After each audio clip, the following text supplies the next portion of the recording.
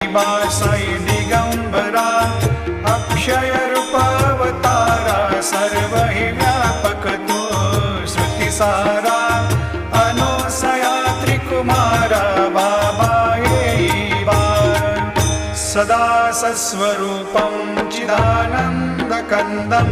जगत्सम्भवस्थान संहारहेतुं स्वभक्तेच्छया मानुषं दर्शयन्तं